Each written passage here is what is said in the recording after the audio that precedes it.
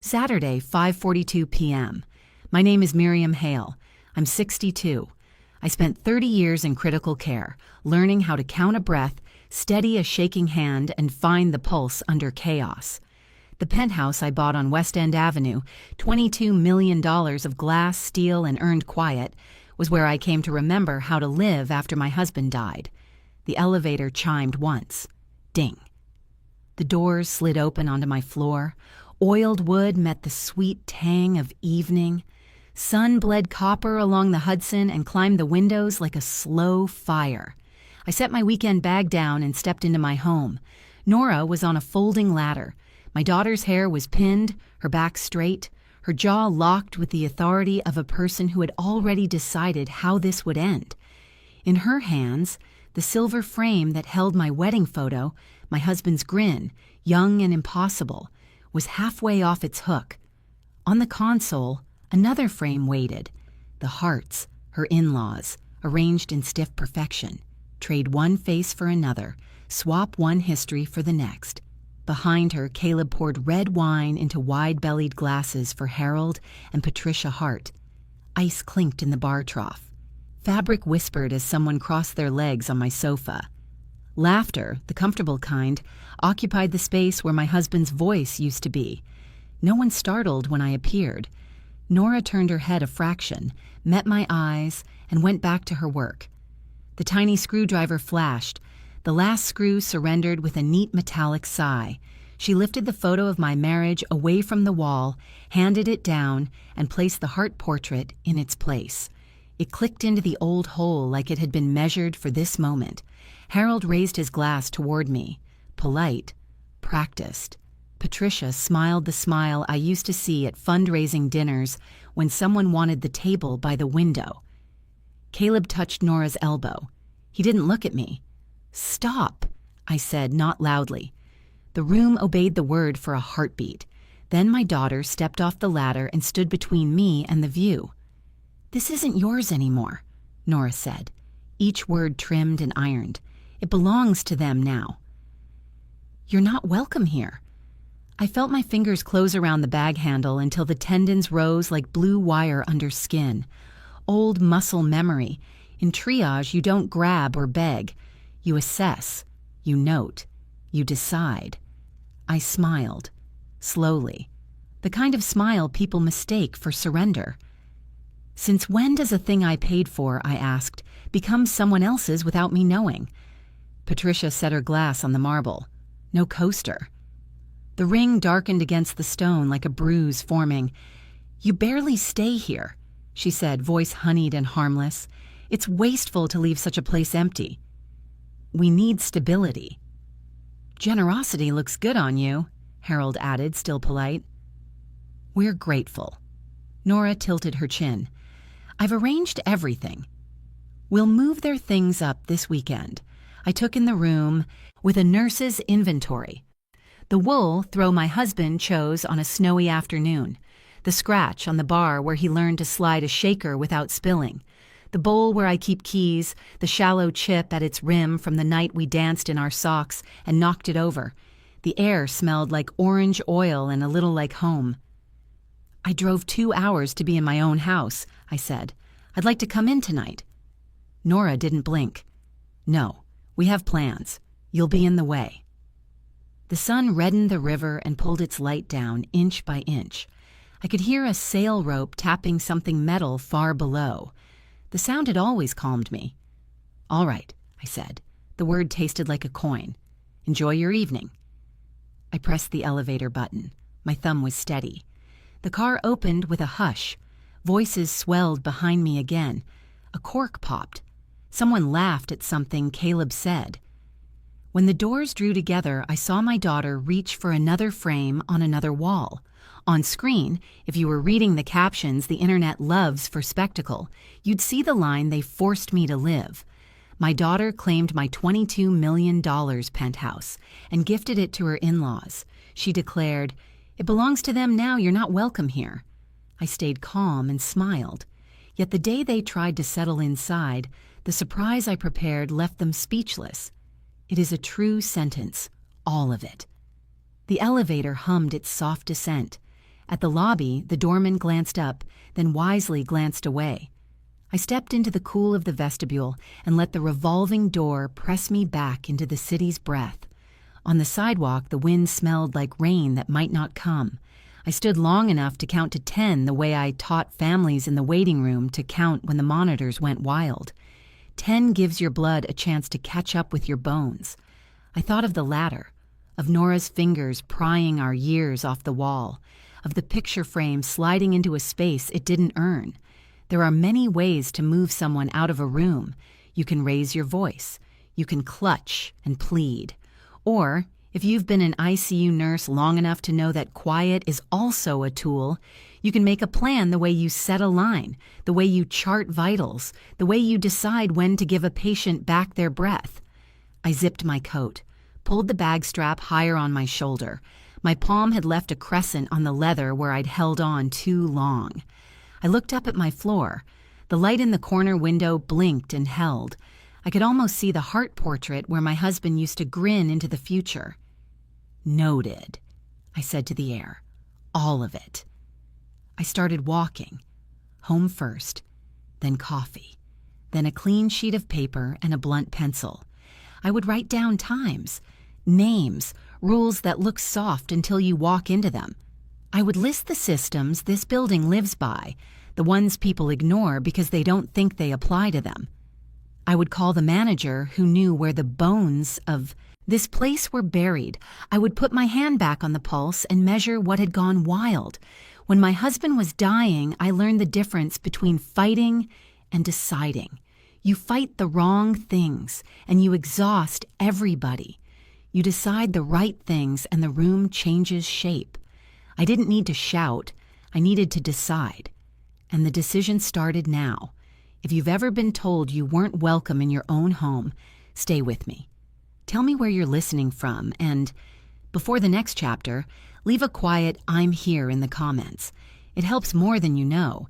Night finds Queens sooner than Manhattan, or maybe grief pulls dusk forward. I carried my weekend bag up the narrow stairs, past a basil plant and the clatter of chopsticks behind a door that never latches. Inside, my apartment exhaled. I set my keys in the chipped bowl, 2 soft clinks like coins marking a depth. I put water on for coffee, black, unsweetened, 1 measured bitterness at a time. The kettle began its thin whistle. I leveled each spoonful the way I once measured morphine. Steady wrist, no bravado. Ritual steadies the hands. It steadies the voice as well, always. While the kettle worked, I crossed to the bookshelf. My husband's picture stayed where I left it, his laugh mid-bloom. I touched the glass, cool as hospital tile at midnight. On the chair back, his wool scarf waited. I lifted it, breathed faint soap in winter. Grief is a scent you learn. Steam rose. I poured. Coffee gave the room smoke and earth. I carried the mug to the table by the window and sat where I can watch the elevated tracks decide their night. Queens is not quiet like money. It is quiet like a workroom after hours. It lets the mind lay its tools out. I pulled a battered notebook and a short pencil shaved to honesty. Graph paper weighted. Blue squares, modest and exact. I wrote the time the way nurses chart in triage, 2016, Saturday. Then, in block letters I could read without emotion later, I wrote, "The day they try to settle here, they will not forget." Plans are not born of rage. In my world, they are born of precision. Precision is mercy. A sloppy dose hurts the patient you swear you love. A sloppy boundary hurts the life you claim to protect. So I began where we begin at the bedside. Pulse, assess. I listed names: Nora, Caleb, Harold Hart, Patricia Hart. I listed systems: doorman, front desk, fob access, elevator scheduling, fire suppression, ventilation, plumbing, board bylaws. I listed documents: deed, LLC agreement, notice emails, compliance calendars. I listed allies: Manager Alvarez, Chair Rossi, Zoe from the M&M Nurses Fund. The page filled like a chest x-ray, ribs of structure, lungs dark with breath, splint, stabilize. A splint looks cruel until the pain drops. I wrote, update access lists, flag unauthorized long-term stay, notify front desk of non-resident attempts, pre-schedule compliance tests within posted windows, ask maintenance to confirm. Intervals. These are not traps. These are braces. Suture. Close cleanly. 6 months ago, I moved 51% of my LLC to the Nurses Residency Fund in my husband's name, with automatic transfer of the rest upon evidence of coercion. I had prayed never to need that clause. Prayer is oxygen, not a stitch. Tonight I acknowledged the wound and prepared the thread. I drank. Heat returned to my fingers. Outside, a bus sighed. The refrigerator hummed. The radiator ticked. I opened a fresh page and wrote the morning. 0815. Call Alvarez. Confirm bylaw 6.2, 7.1. Request precise desk memo. 8:40. Email Rossi for Wednesday 9 board time. 9:10. Compile Nora's messages. Print affidavit of receipt. 9:30. Text Zoe. Keep the girls flexible for a possible move-in date. Request cots and linens. 10 o'clock. Walk the block. Sharpen the pencil. The cup emptied. I added a finger of hot water to wake the last bitterness. Rage wanted the wheel. Grief wanted the map. I buckled both into the back seat. The part of me that knows how to steer stayed up front. I looped the scarf once. Lamb's wool has a particular tooth. It catches enough to remind you you're here. In the mirror, I saw a woman older than the bride in the picture and steadier. People confuse steadiness with surrender. Back at the table, I drew a simple map of the penthouse. Door, hall, kitchen, terrace, control panel, breaker closet. I penciled where air travels, where bags land, where a person confident in entitlement will set a glass without a coaster. Not to haunt anyone. To let the building spine speak. Rules are bones. They keep the soft parts safe. At 2103, I made 3 columns. What hurts, what helps, what heals. Under hurts, being told I'm a guest in my own life. Under helps, timestamps, procedures, names. Under heals, purpose. Giving the home a second calling that honors the first. I closed the notebook and rested my palm on the cover until my pulse slowed under bone. The city moved on without me. Rooms shouldn't hold their breath for our decisions. I rinsed the mug, killed the light over the sink, and stood in the doorway to let night draw a line across the floor. Somewhere a siren rose, did its job, and faded. Tomorrow would come hard and necessary. I would meet it with quiet, the sharpest instrument I own. On Sunday morning, at precisely 8:17, I stepped into the management office on the lobby level. It smelled of printer ink, air conditioning, and someone's half-finished blueberry muffin. The overhead fluorescence buzzed like a nervous insect. Mrs. Alvarez looked up from her screen, glasses halfway down her nose, perfectly square in posture, hair pinned and lacquered like a flag that never surrenders. She was the kind of woman you'd trust to hold a newborn or detain a fugitive, depending on the need. "Miriam," she said, not smiling. "Respect, not warmth. We both preferred it that way. I saw your email." I flagged the memo for priority thank. "You," I said. "I'd like to confirm some procedures before next week's inspection window." She clicked into the building operations portal and turned her screen toward me, tilting it at an angle that meant, "You're not just watching, you're responsible." "The residential bylaws remain unchanged since the May update," she began. Section 6.2 explicitly prohibits any long-term occupancy by non-listed tenants without prior board approval. Long-term means any stay exceeding 6 calendar days, recurring within a 3-week period. I nodded. Section 7.1 covers access rights. Any fob not registered to a current resident or approved guest can be temporarily deactivated if misused. Grounds include subletting, security breaches, or, she glanced up, aggressive assertion of ownership where no deed exists. She tapped the screen. The Hart family has not submitted a stay request. Not for this month. Not ever good, I said. Let's update the no-stay list. She opened a new form. Names? Nora Hale, Caleb Hart, Harold Hart, Patricia Hart. I paused. Permanent until further notice. She typed, crisp keystrokes slicing the air. Noted and time-stamped. A faint silence followed, the kind before thunder. Then she asked, "Would you like the system to escalate automatically if fob use is attempted past 3 denials?" "Yes," I said. 3 strikes, deactivate access. Another tap. "Calendar items next," she murmured.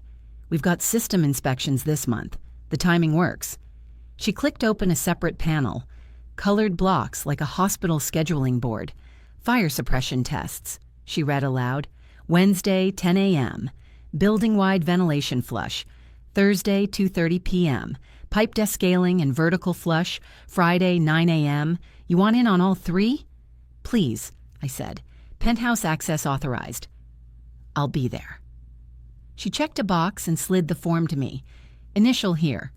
It confirms consent for maintenance entry during system-wide checks I signed. The pen's weight steadied my hand. I had held heavier instruments, forceps mid-surgery, gauze soaked in failing breath. Paperwork didn't scare me. When I passed the form back, her face shifted, not softened, tightened. "Miriam," she said, lowering her voice, "do you want me to trigger a red flag?" I looked up.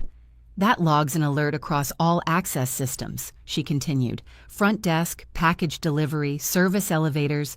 It won't prevent anything physical, but it documents the pattern. It's a legal breadcrumb." I didn't answer immediately. She added, "It's invisible to the board unless they go looking. But it's time-stamped. Every swipe, every attempt. If someone tries to install themselves where they don't belong, the building keeps a pulse." That word, pulse, cut clean. "Yes," I said. "Trigger it." She clicked a final key. A small red icon blinked in the Azriam corner of the building's profile. "That's it," she said. "The building has teeth now." We sat in the quiet that followed, not awkward, not intimate, but exact. She knew what this was. She had seen it in other forms. Children removing parents like old wallpaper, entitlement cloaked as inheritance. She had also seen women like me before, soft-voiced, precise, unshakable once the final line had been crossed. I stood. "Thank you, Mrs. Alvarez. You're welcome, Ms." Hail outside. The elevator pinged its arrival like a bell calling me back to the surface. I stepped in, pressed PH, and let the doors close. As the car climbed, I placed my hand on the rail. The stainless steel felt clinical, grounded. My reflection in the glass walls followed me upward, dim, steady, unadorned. The building knew its bones now, and I had just made sure it could bite. 6 months earlier, the air held a different kind of stillness, one that follows endings but precedes decision. It was late March. The penthouse was cold not from winter but from absence. I hadn't turned on the heat. I wanted the silence to sting, to make the next step feel earned. On the dining table, where we used to set out holiday dishes and folded cloth napkins, sat the final draft of the transfer agreement. 51% of my holding company, MH Equity One, LLC, the legal owner of the penthouse, was set to change hands, not to family, not to charity in name only, but to the M&M Nurses Residence Fund, a trust I had formed and funded quietly in my husband's name, M&M Miriam and Marcus, not a foundation that gave speeches, a mechanism, a valve, a way to keep what we built beating in the right hands. The clause was simple in structure and ruthless in logic.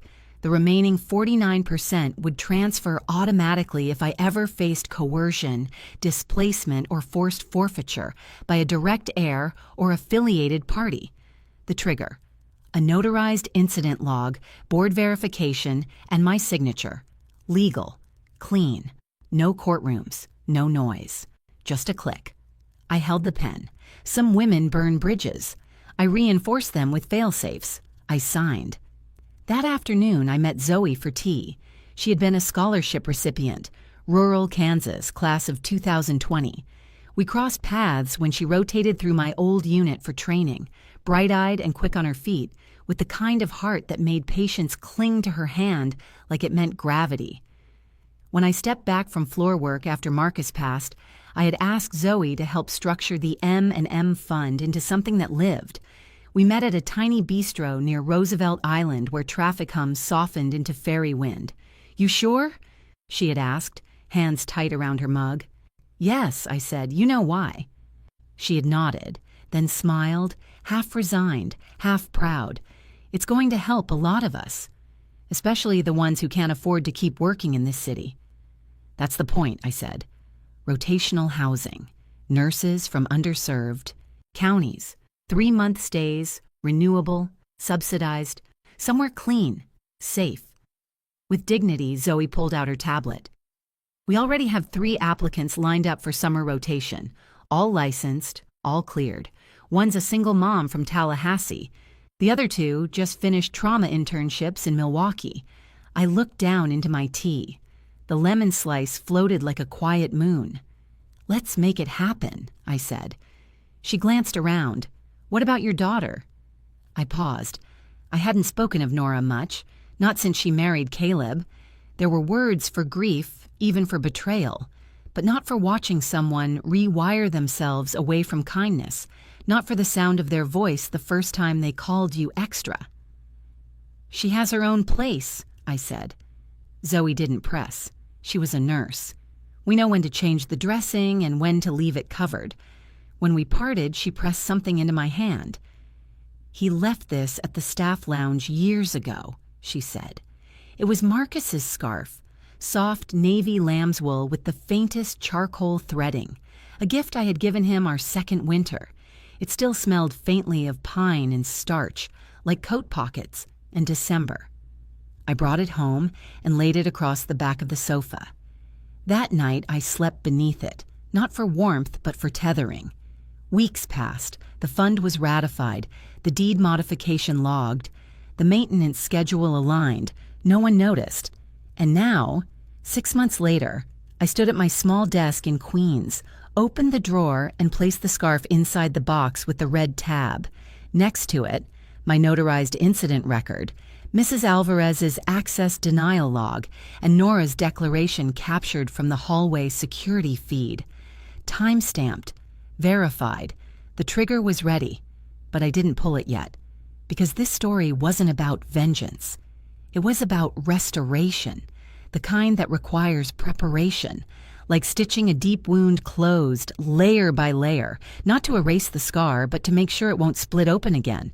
Marcus always said, "We don't fix people. We close what bleeds so they can heal." And so, I chose to believe this building, this home, our home, still had a purpose beyond ego and inheritance. I wasn't giving it away. I was repurposing it, quietly, intentionally, like a scarf kept in a drawer, like a name no one thought to honor anymore. Miriam Hale would not vanish. She would redirect. On a Wednesday afternoon, my phone rang 3 times in under 2 minutes. Once from Nora's number, once from an unknown line, and once from a contact I hadn't seen in over a year, Laura Shepard, Esquire. I let them all go to voicemail. 15 minutes later, I opened my inbox to a formal email titled, "Notice of Legal Inquiry Regarding Primary Residence and Inheritance Rights, Nora Hale versus Miriam Hale." The file was precisely worded, bloodless in tone, and full of legalistic presumptions about intended succession, emotional ownership, and, most notably, familial equity. At 3:41 p.m., Nora called again. I answered. Her voice was tight, theatrical. "Mom, I just want to talk." Caleb's uncle connected us to Laura. She's handled family estate transitions before. There's no need for this tension to escalate, if we can just sit down and be reasonable. I said nothing. She pushed forward. "You built this life for your family. And I am your only daughter. That means something. You can't just bypass me for some rotating nurse housing plan. That's not legacy. That's betrayal." There it was, betrayal. I stayed quiet. Silence is not passive. It's a scalpel when wielded well. She continued, her voice tightening further. Look, either you transfer the keys officially, co-own with us, maybe a leasing agreement if you need to save face, or I'll pursue formal litigation under New York's constructive trust doctrine. You raised me to fight for what I deserve. I picked up my recorder, one I kept beside my stovetop for recipes and old lullabies, and pressed record. I spoke clearly. Nora, this is your mother. I am recording this call for my own records. You have just made a verbal ultimatum involving legal coercion and the threat of litigation regarding my property. You have framed it as a matter of emotional fairness, but your demands are explicitly financial. Click. I ended the call. 10 minutes later, her text came through. Nora, either we finalize the transfer this week or I'm cutting you out for good. No wedding, no grandkids, nothing. You'll be alone with your nurses and your guilt. I stared at the message. It came from her number, time-stamped, emotionally manipulative, legally reckless. I took a screenshot and forwarded it to my legal advisor, Maya Chung, who had helped me structure the M&M fund. She replied in 4 minutes flat. Maya, keep everything. Do not respond. This constitutes coercion and emotional blackmail. We're documenting it under pre-trigger Clause B. You are covered. Covered. Funny how that word meant both safe and buried. I brewed black coffee in the corner of my kitchenette, the smell grounding me in memory. The night shifts, the first years with Marcus, Nora asleep on the couch with her baby blanket gripped like a peace treaty. I sat at my small table in Queens, opened the red tab box, and placed the printout of her message next to the voice recording log. The red scarf peeked out from beneath the folder. I didn't touch it. Just let it breathe in the same air. By Friday, Laura Shepard had sent a second notice, this time thinner, laced with veiled language about resolution pathways and avoiding media entanglements. Nora had CC'd herself in the thread, replying, I'm still hopeful my mother will come to her senses. Her senses? My senses had never been sharper. There's a thing that happens in hospitals, especially in ICU. You'll get a family member who claims to know better than the doctor, one who demands charts, second guesses pain meds, and insists that Mom would have wanted us to unplug her now. And often, they're not the ones who've been at her bedside every day. They're the ones who need closure without cost. That's what Nora wanted now, a clean, pain-free inheritance, a shortcut through grief, sealed with keys. But I had been a nurse too long to hand over the medicine cabinet to someone who only ever showed up when the estate was nearly signed. That Friday night, I recorded another message, this time to myself. This is Miriam Hale. I have received 2 legal threats, one verbal and one in writing, from my daughter, Nora Hale. I do not feel unsafe, but I do acknowledge her behavior as coercive. This entry documents my intent to uphold the structural integrity of the M&M Fund in accordance with clauses ratified 6 months ago. I saved it to the external drive. Then I stared out the window toward the river. It was one of those early summer dusks, soft blue melting into orange, like the city was trying to apologize for how loud it had been all week. But I wasn't seeking apology. I was preparing for clarity. Nora's tantrum wasn't surprising. What came next would be. Saturday, 1:58 p.m. I didn't go upstairs. Instead, I chose the worn leather bench by the east-facing window in the lobby. From that angle, the lobby chandelier floated like a quiet moon above my head. The marble floor reflected its light in fractured silver ripples. I slowed my breathing until it matched the rhythm of the elevator chimes. 1 floor up, then another, then back down. It had nothing to do with me. Not yet. My phone sat face up on my lap. The building's internal dashboard was open. I watched it update in real time. Access logs, keycard failures, elevator override requests. At 1:58 p.m., 3 red alerts appeared on the screen. Unauthorized fob attempt, lobby A turnstile. ID number 432, NORA unauthorized fob attempt, Lobby A turnstile, ID number 433, CALEB, unauthorized fob attempt, Lobby A turnstile, ID number 434, HARTP. The screen blinked twice. Then it stopped trying. I looked up. Nora was at the desk, her mouth moving fast. She wore cream linen and sunglasses too large for the cloudy day. Behind her, Harold and Patricia Hart stood with crossed arms. Caleb pulled a suitcase across the marble, its wheels tapping a rhythm that echoed like impatience. The concierge, Deshawn, kept his hands folded on the counter. Calm, polite, perfect posture. From where I sat, I couldn't hear Nora's voice, but I didn't need to. I knew the tone. That clipped, upward lilt at the end of every demand. That voice she used when she'd already decided the outcome and couldn't be bothered with process. I tapped the dashboard. Camera view. Lobby A. Wide. The screen showed me what I was already seeing with my own eyes. My daughter pointing at the turnstile, Caleb shrugging, Harold pacing, Patricia looking insulted by the wallpaper. Nora reached into her tote, pulled out a manila folder. I didn't need to ask what was inside. Some version of her interpretation, a printout of old emails, a copy of my birthday card from 2016 where I wrote, "One day, this place will be yours." No notarization, no deed, just nostalgia weaponized. Deshawn nodded, took the folder, and calmly passed it to the building manager, who had stepped forward from the back office. Sandra Alvarez. Now Sandra, unlike most people Nora is used to dealing with, does not perform. She doesn't rush. She doesn't fill silence with noise. She reviewed the folder slowly, one page at a time. I watched Nora bounce slightly on her heels. The screen in my lap updated again. Note added. Resident override active per co-op bylaw. Section 8.3a. Occupancy restricted to pre-approved residents. Visitors limited to 72 hours.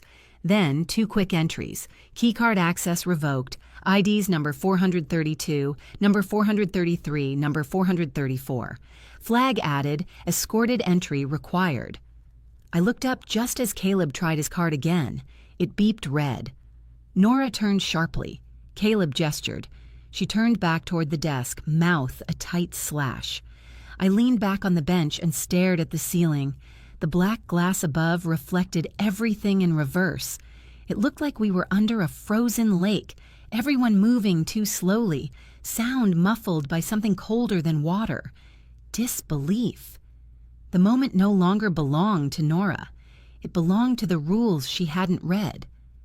Beneath the bench, I flexed my feet slowly like I used to do in OR before a critical stitch. People think precision is about speed.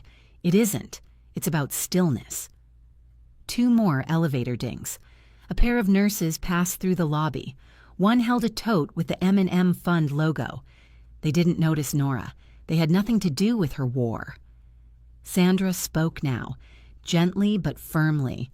I couldn't hear her words, but I knew her script. It was printed, vetted, co-op certified. Nora lifted her phone. Her thumb moved fast, probably texting me. I didn't feel it vibrate. I'd turned off all alerts before I left the apartment. I didn't need noise.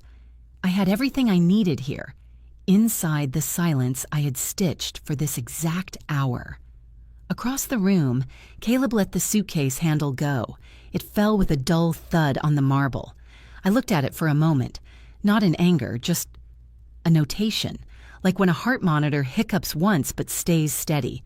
They hadn't spoken to me, not once. I hadn't looked directly at them, not once.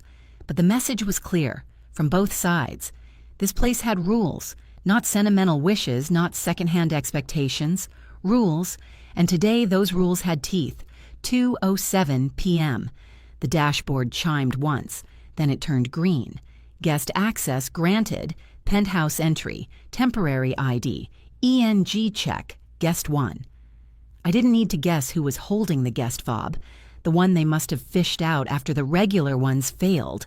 That card was meant for short-term repairmen, pre-cleared for 20-minute windows. Caleb must have remembered it. From the boiler leak last spring. A gamble. But it worked.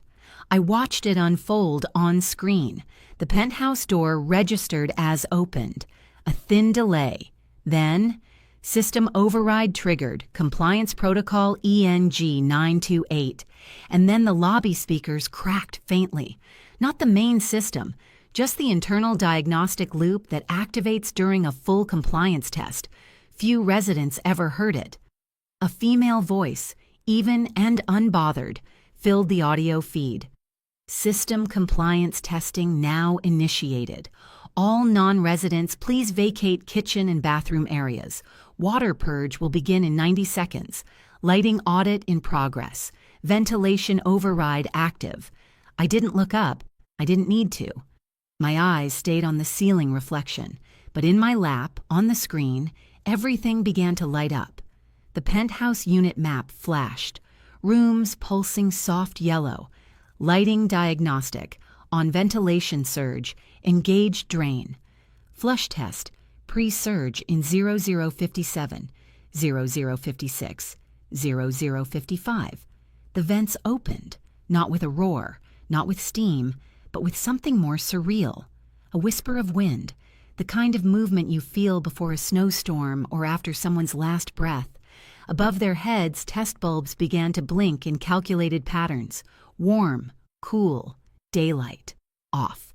The thermostat surged to maximum, then dropped to 40 degrees Fahrenheit, then normalized. A dance only the system knew how to lead. I imagined Nora standing there, suitcase still unopened, while the apartment she thought she owned began to pulse like something living. Every modern luxury has a regulator. Every luxury regulator has a watchdog, and every watchdog listens to its master. In this case, the Co-op Board's automated compliance watchdog, backed by a 700-page document that Sandra Alvarez had once described as delightfully unfriendly. At 2:09 p.m., the water mist began. Not a flood, not enough to damage, but enough to veil the kitchen island in a sheen of sterilization-grade vapor, cool, scentless, clinical, like the disinfection system in old trauma bays. I once told Zoe that this building was built like a hospital that forgot it was one. It remembered today. On screen, I watched a silhouette, probably Caleb, duck into the hallway. Patricia pointed toward the fridge, probably asking if the food would be safe. Nora paced the living room, holding her phone. A new line appeared. Call initiated. Penthouse line. Front desk. 0008. 0009. 00010. I looked up. Deshaun took the call, calm as ever. He listened, then responded, exactly as trained. Yes, ma'am. This is a scheduled compliance run, filed under maintenance cycle B9. Notices were posted. Timed access is standard protocol when guest cards are used. No override possible during active cycle. He hung up. No hesitation, no escalation. I almost smiled. The screen pulsed again. I could now hear the voice from the penthouse speaker through the system relay. Drain flush in progress. Please refrain from using faucets. The toilet in the powder room would do a full pressure dump any second now. I imagined Patricia's face. People like her were used to pretending to own silence. Today, the silence answered back with pressure, airflow, blinking sensors, and an automated system that neither yelled nor apologized, just followed the law. That was the beauty of it. It wasn't me who said no. It was the building, the bylaws, the air vents, the lighting grid, the bones of this place. My name was nowhere on the declaration. It didn't need to be. On the dashboard, one final note appeared. Testing cycle ends in 0 hours, 2 minutes, and 39 seconds. 0 hours, 2 minutes, and 38 seconds. I locked the screen and slid the phone into my coat pocket. Across the lobby, no one moved to approach me. Not a glance, not a question. They were still trapped in the illusion that if they played their next card just right, the game would shift. But it wouldn't. This wasn't poker. It was surgery, and everything was already sterile. 2:32 p.m. I took the service elevator up. Not for drama, for design. It stopped one floor below the penthouse. I took the staff stairwell the last flight. Quiet steps, polished steel rail, a smell of lemon polish and old heating coils. When I stepped in, the apartment was lit like a showroom. Everything too clean, too arranged, like someone trying to impress a bank. I didn't look around. I walked directly to the small antique coat hook carved into the back of the study door. He'd installed it himself, said the hallway needed one place that wasn't curated. I slid my wool coat onto it. The movement was quiet, reverent. Then I turned. They were all in the living room, Nora standing, Caleb by the window. Harold and Patricia Hart were seated, their posture too proud to look comfortable. Nora broke first. "You came up," she said, flat. I nodded. "Yes." She glanced toward Patricia, like waiting for her cue. I walked farther in and stopped in the same spot where our Christmas tree once stood. My heels sank softly into the carpet I'd had custom dyed to match the Hudson. "You don't need to stay long," Patricia said, smoothing her slacks. "We've got everything handled." I said nothing. Nora folded her arms. "Look, we're not trying to fight. But this place, it's ours now. I just wanted to be the one to say it to you directly. With respect, I echoed. Not a question, just a taste of the words. Caleb spoke up, voice too casual. "We're family, Miriam. That's what this place needs. A family again. You've all said a lot," I said. My voice was low, measured. "But you've been speaking for me for quite a while." I turned to Nora. "You've claimed to speak for my wishes. You've told people I was moving on, retreating, leaving behind." She blinked. "I didn't. That ends today." There it was. Just the sentence, like a switchblade opening in velvet. "I'm not trying to replace you," she said quickly, eyes darting. "But you've been so distant. You spend all your time in Queens, in that old place. That old place is where I go when I need peace. Something this apartment hasn't had in a long time." Patricia stood now. "Miriam, let's not be theatrical. We are family. Whether you like it or not, you can't evict family." I looked at her. Straight. Soft final. "Family," I said, "does not replace a legal resident without process." She paused. "We're not replacing you." I tilted my head slightly. "You're standing in my kitchen." With my daughter, holding a guest fob. During an active compliance override, Nora stepped forward.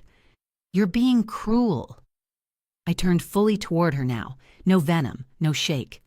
"I gave you decades," I said, "and silence. And space. But not this." Caleb cut in. "You can't just—" I raised a hand. He stopped.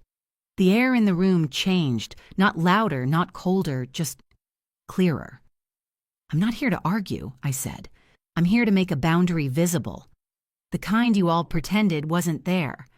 Then I walked past them, to the small box by the pantry.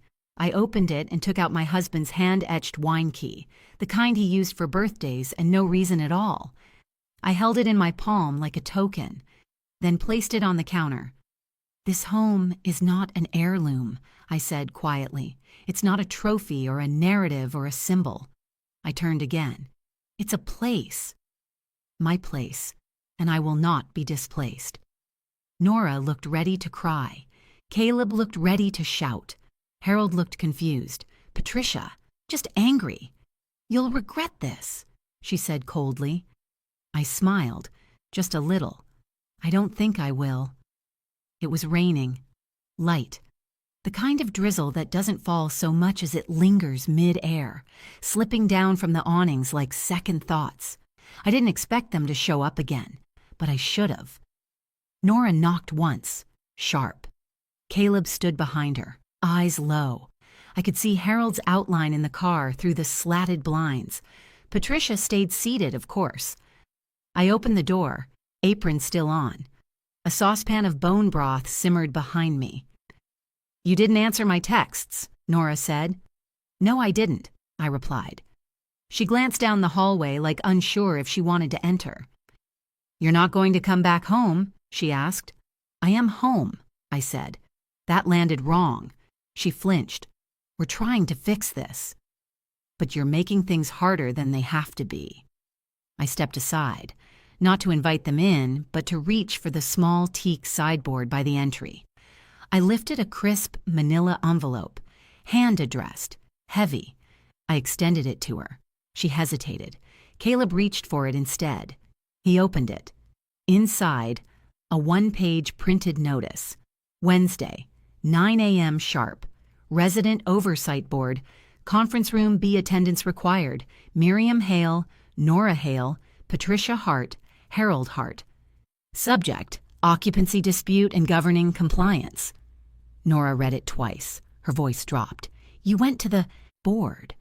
No, I updated the board. The board set the meeting. She looked up. You're blowing this out of proportion. Am I? Her lips tightened. She passed the paper to Caleb. We're not intruders, Mom. You're not on the lease, I said.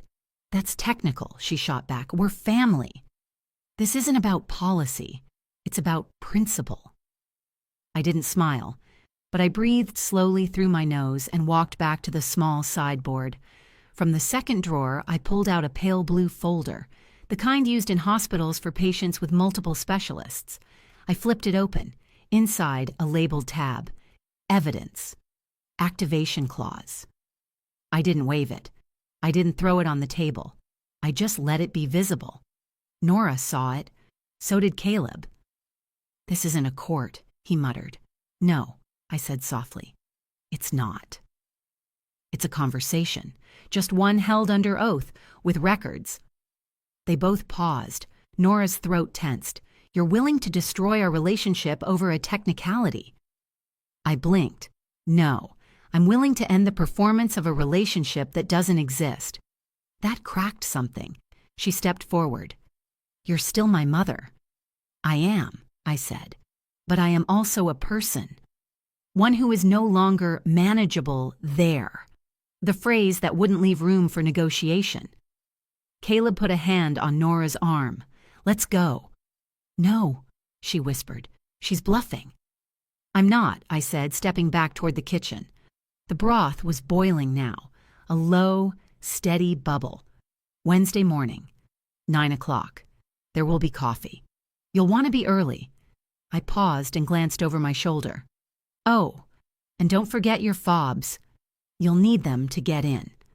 I closed the door without looking again, and behind it, I stood in the silence of my own apartment, the envelope gone from my hand, but the resolve more tangible than ever. This wasn't war. It was calibration, a reset of boundary and history, filed under its proper name. The sky above Midtown was steel gray, the kind of overcast that made chrome trim on buildings look almost like bone. I met Mrs. Alvarez and Mr. Rossi in the small communal room one floor down from the penthouse. It was rarely used, mostly for HOA business or floral arrangement clubs that met once a month. But today, it felt like a war table. I placed my papers down without ceremony. Mrs. Alvarez had already brought her laptop and printed bylaws. Mr. Rossi, old school, carried a leather folio, bound with a brass clasp that clicked open with a satisfying snap. We'll start with Section 3A, Extended Guest Privileges, I said. Rossi cleared his throat. Guests cannot exceed 14 continuous nights in any 30-day period without pre-authorization. Units designated as primary residences cannot be transferred in practice or intent without filing Form 5C through the council. Alvarez pointed to the clause. And they haven't filed anything. They used a generic guest card and tried to override with volume, not paperwork. Exactly, I nodded. And now they're trying to establish residency by precedent. That's squatter's logic, Alvarez muttered, sharp as vinegar. But this building has teeth. I appreciated her phrasing. I pulled out the binder Zoe had handed me from the M&M Foundation. Blue stitched edge, everything labeled by section.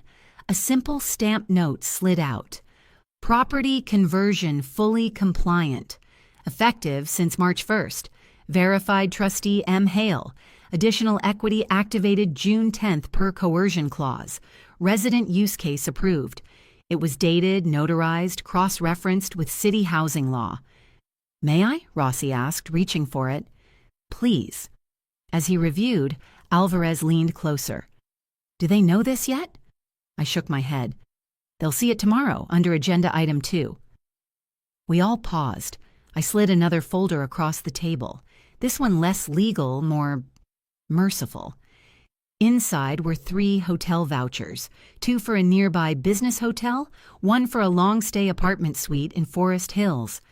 "I've activated temporary relocation stipends through the foundation," I said quietly.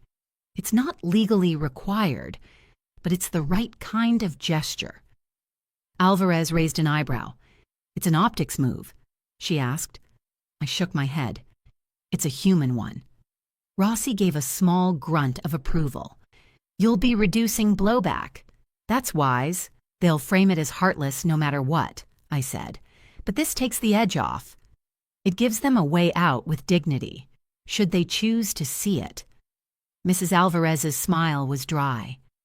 "That's if they have eyes at all." I let that pass. Across the room, a cart of jasmine tea had cooled. The scent hovered, oddly grounding. I pulled my notebook from my bag. Not the legal pad, not the laptop. My husband's old brown sketch journal. Inside were scribbled notes, but also his diagrams. Back when he used to repair HVAC systems, he'd doodle spirals and ducts and coils on the corners of pages, like each system was a living being he could coax into cooperation.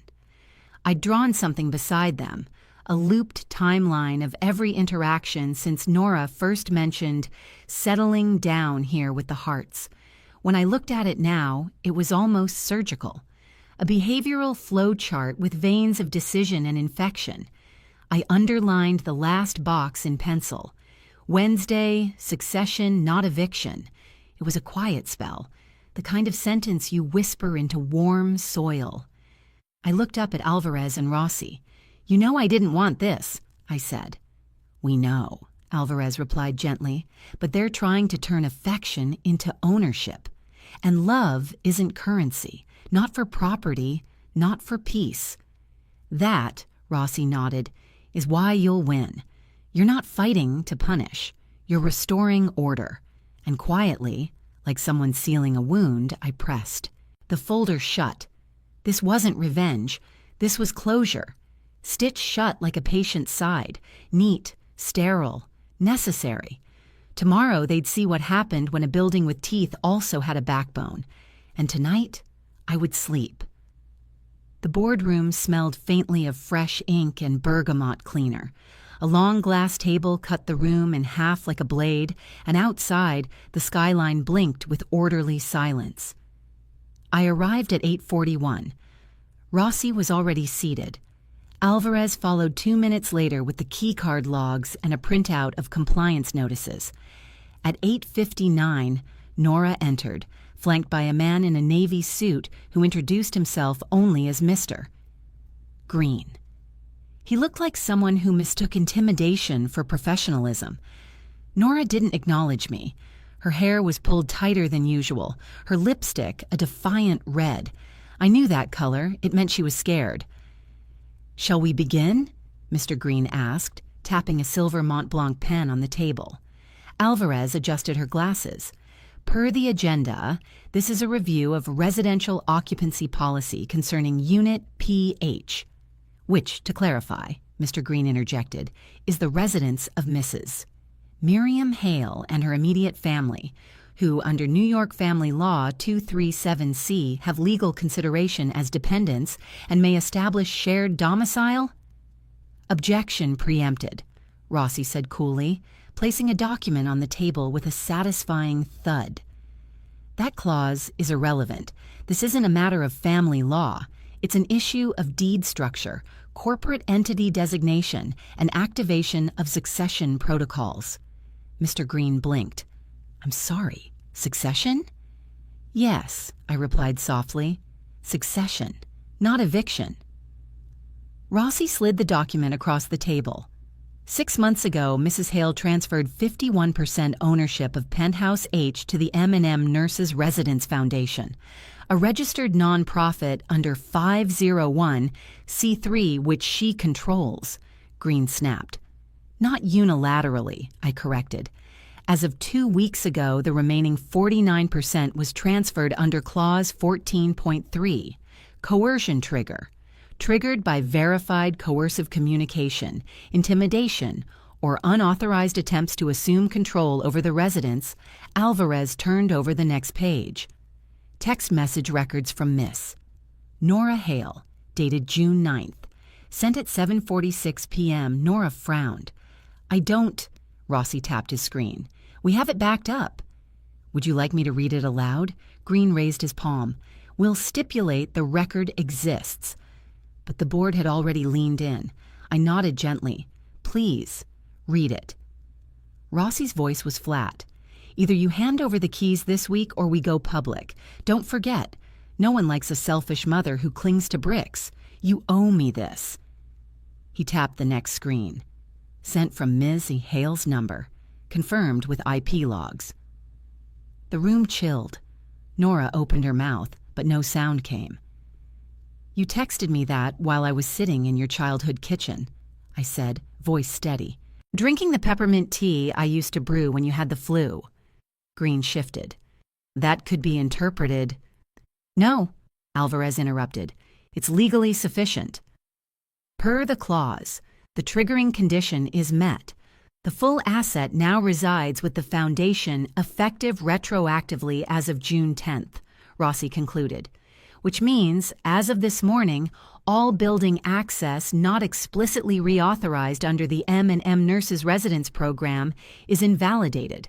He pressed a button on the conference screen. As of 9 a.m., these cards were voided. Nora Hale, Caleb Hart, Harold and Patricia Hart. Nora paled. She reached for her purse, as if to double-check. I watched her fingers tremble against the zipper. I still live there. No, I said gently. You visited. You stayed. You planned. But you never asked. Mr. Green interjected. You mean to tell me this entire move was engineered around a technicality? No, I said.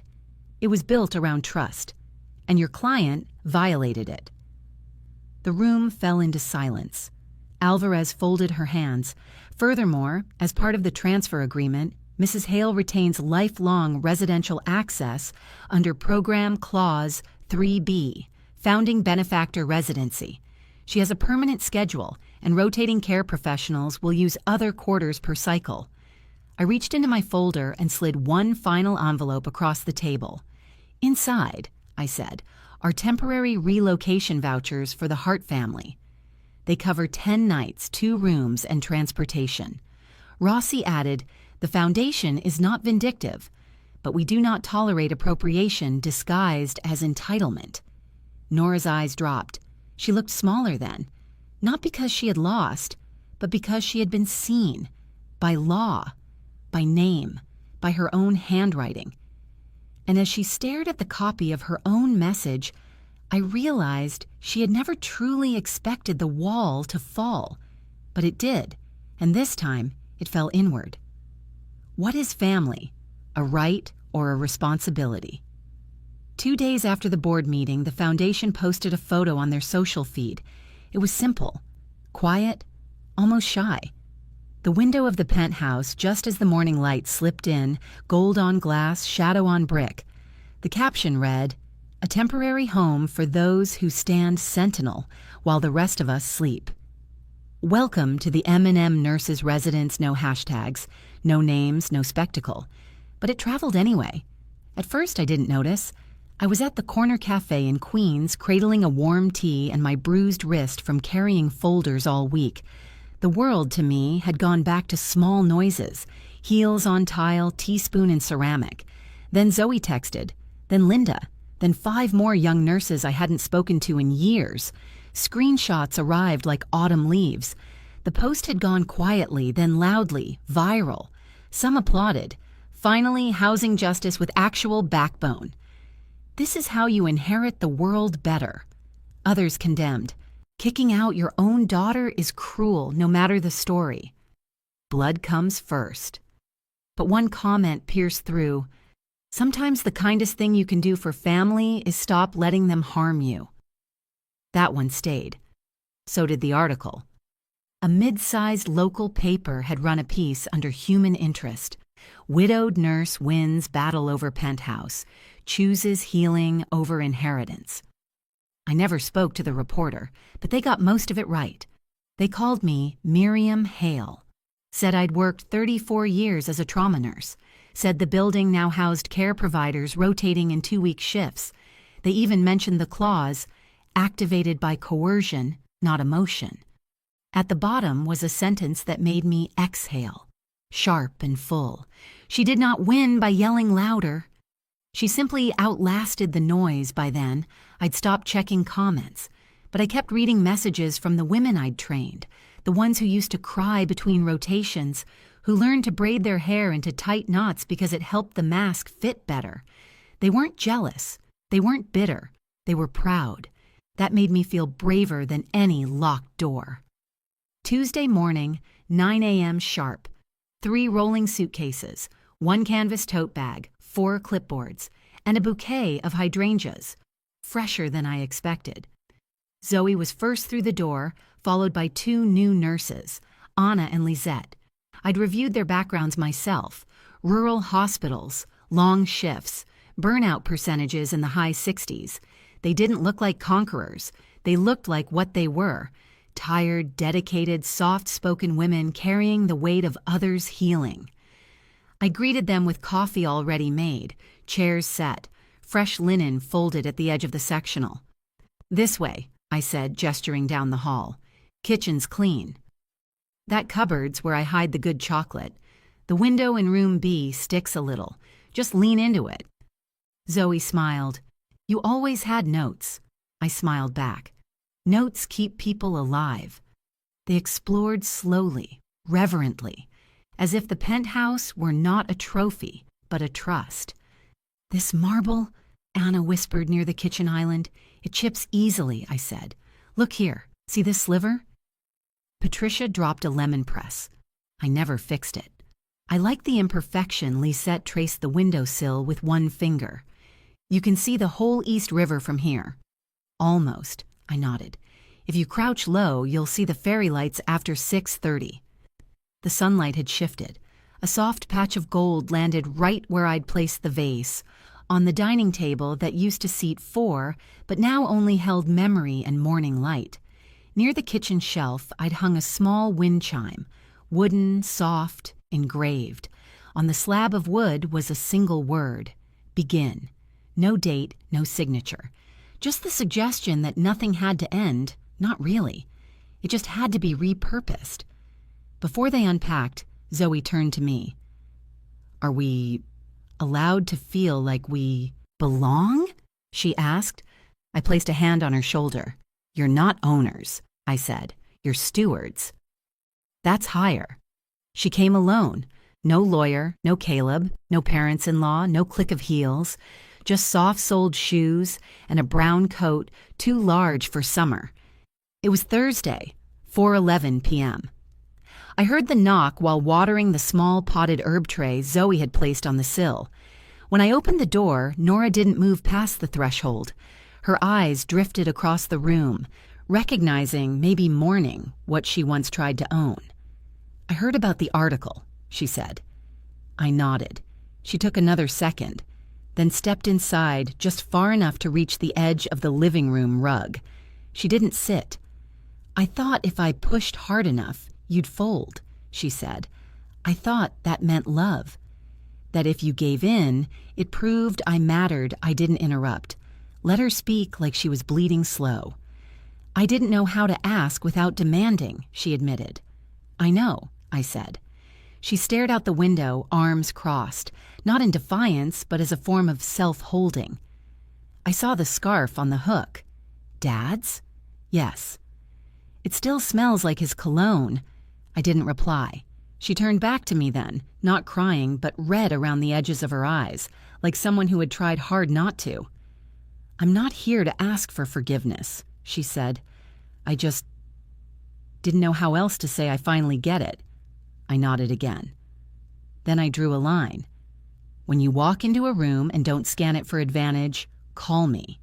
When you say Mom without a follow-up request, I'll brew tea."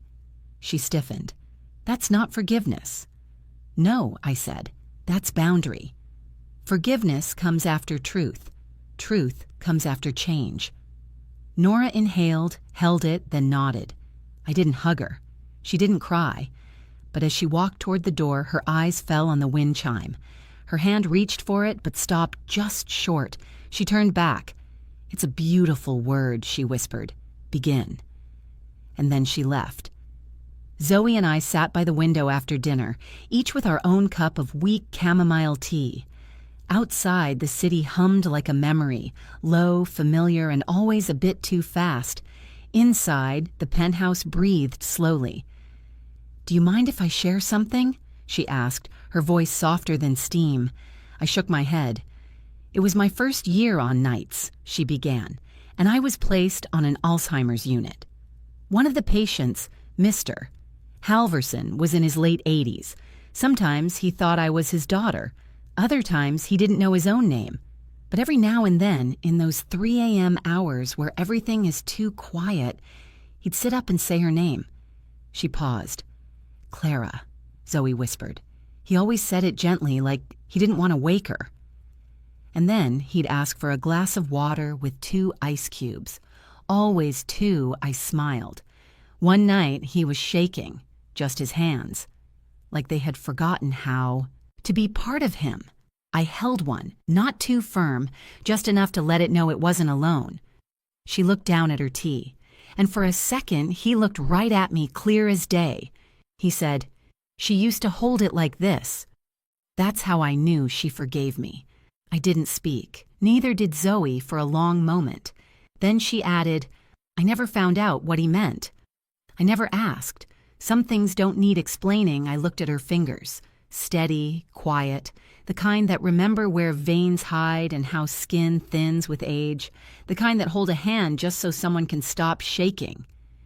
"Thank you for telling me that," I said. She gave me a small nod. The air felt heavier, but not in a bad way, more like a quilt you forgot you needed. I thought of the final night I had with Marcus. The monitor lights blinked in blues and greens, tiny artificial stars. His breathing was shallow, but not labored. He had made peace with it. The nurse on call had dimmed the lights. The scent of antiseptic still lingered, but I'd brought in one of his scarves and wrapped it loosely around my wrist. It smelled like cedar, and the cologne he only wore on Sundays. I didn't hold his hand tightly either, just enough. And when the machine stilled, when the stars blinked their last, I didn't cry. I just whispered, "You kept your promise." Sometimes that's enough. Sometimes love ends the way it should. Gently, with someone who remembers how you like your water. That Sunday, the sun arrived exactly at 9 a.m., as if it too had been invited. The living room had been cleared, chairs arranged in a loose circle, not rows. No podium, no floral arrangements. Just a clean coffee table with a small vase of baby's breath and a folded linen napkin holding lemon cookies someone had brought from the bakery down the block. Representatives from the foundation came, 3 of them, crisp in navy suits but kind in posture. The building's board showed up, too. Mr. Rossi in his best tie, Mrs. Alvarez holding her clipboard like it was a medal. Even Anna and Lisette, who had pulled the night shift, stayed behind in scrubs, hair still damp from their morning showers. And me, wearing the scarf Marcus had left me. Zoe adjusted the wind chime above the kitchen entry. It had slipped slightly off-center. "Almost forgot," she whispered, tapping it once. A gentle wooden ting answered her, like punctuation on a prayer. Then one of the foundation directors stepped forward. Her name was Ava Klein, mid-40s, eyes kind but sharp. "We wanted to mark today with a simple gesture," she said. "Nothing grand, just gratitude." She pulled a small wooden plaque from her bag. The words were engraved in clean, serif font, dark on pale wood. M and M Nurses Residence. A temporary home for those who keep others whole. Underneath that, in smaller text, this space is sustained by stewardship, not ownership, and by those who understand that care is the quietest form of courage. Ava looked at me. "Would you like to say something, miss?" "Hale?" I wasn't prepared, but I'd learned that some words grow best when unpruned. I stepped forward. "My name is Miriam Hale." I was a nurse for 34 years. This penthouse used to belong to my husband and me. Now it belongs to something larger. I paused, letting the silence hold. "There are many kinds of houses," I continued. "Some are guarded with locks, others with fear.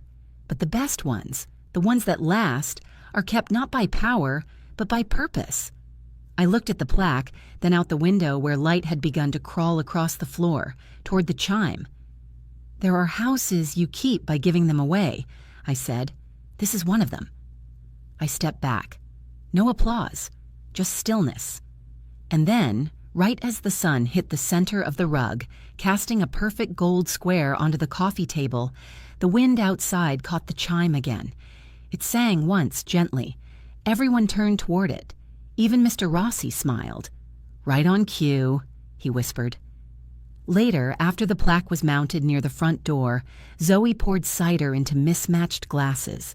We toasted, not with speeches, but with eye contact, nods, quiet affirmations that no one needed to speak aloud. The rug caught every footstep like it remembered each one. The light stayed a little longer than usual, and the wind chime didn't ring again until the last guest had left. That was enough. That night was quieter than most. The new nurses had already gone to bed. Their rooms were dark, door cracks lit only by the sliver of hallway light I kept on for comfort, not necessity.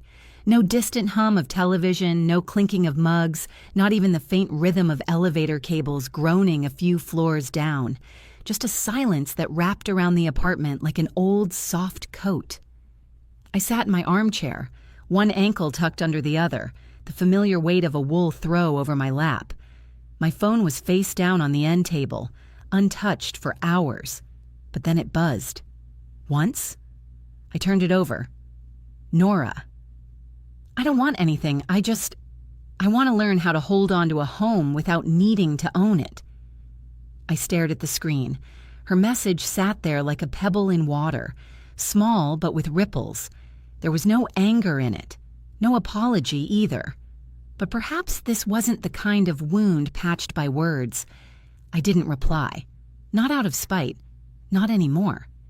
But because some things are better answered by living them. I stood slowly, my joints grateful for the day's end. In the kitchen, I filled the kettle and turned the knob until it clicked. It began its soft hiss. From the cabinet above the stove, I chose 2 porcelain cups. Not matching, but both loved. One had a faint chip on the handle from when Marcus had knocked it against the sink during a kitchen waltz. The other was newer, plainer. I placed them side by side on the counter. I brewed chamomile with a touch of clove, just like he used to ask for on chilly nights. I poured 1 cup for myself. The second I set gently in front of the photo frame that always stayed on the shelf above the radiator, Marcus's picture. He wasn't smiling in it, just looking directly at the camera, steady, calm, like he knew something about what was coming. "Still here," I murmured to him. The clock read 11:52 p.m. I turned off the lights in the hallway, leaving only the warm glow of the lamp by the window. Outside, the city was alive, but far away.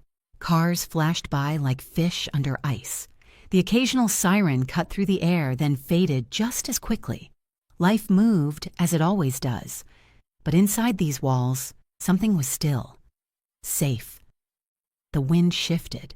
The wooden chimes above the kitchen threshold stirred. Just once. 3 soft notes like a whispered sentence only the apartment could understand. I returned to the chair, cradled my tea, let the silence settle again, not as loneliness, but as peace earned. Across the room, the scarf I'd wrapped around the chair back earlier remained, draped exactly where I'd left it. It had once belonged to Marcus.